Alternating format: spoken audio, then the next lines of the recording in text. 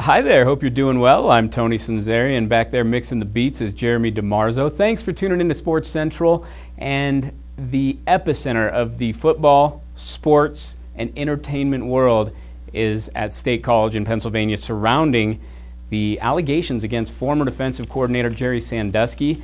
And I could think of no better person to chime in on this than Geoff Ratliff. He will be joining us actually right now. Geoff, thanks for joining us on Sports Central.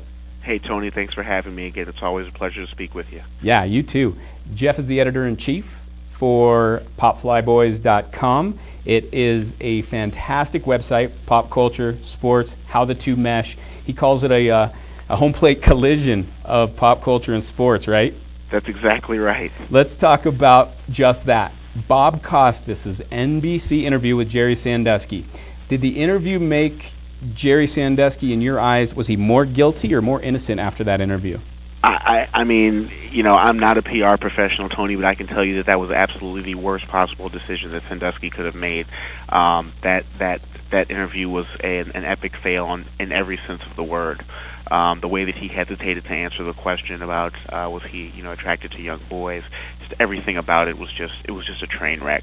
I was not watching it live at the time, but I had a chance to go back and look at the video, and it's funny, I was watching Monday Night Football and looking at my Twitter feed at the same time, and Twitter was just on fire with people just like appalled by how he could actually go on TV and do this interview. Like it did no favors for him. No, it is a disgusting story. There's no silver lining whatsoever with what's going on out there in State College. And in fact, I'd like to just move on and talk about something else. Fine by me, brother.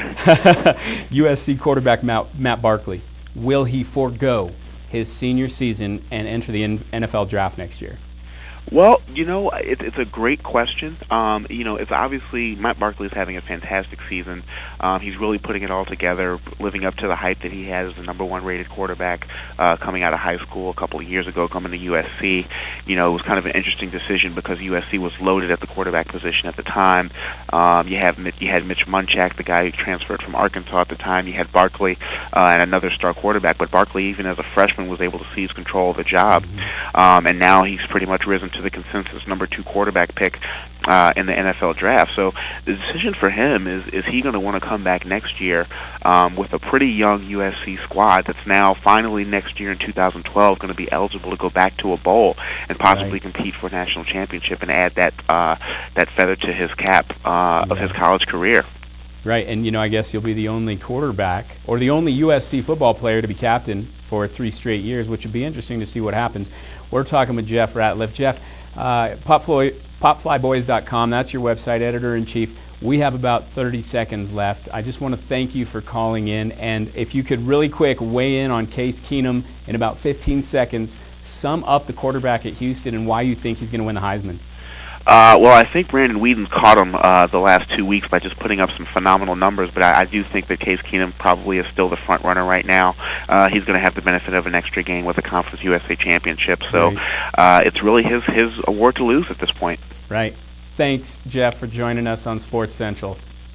No problem, Tony. It's a pleasure talking to you, and I look forward to the next time. Sounds good. That does it for Sports Central. I'm Tony Sunzeri, at Sunzeri on Twitter. Have a great weekend of sports. Take care.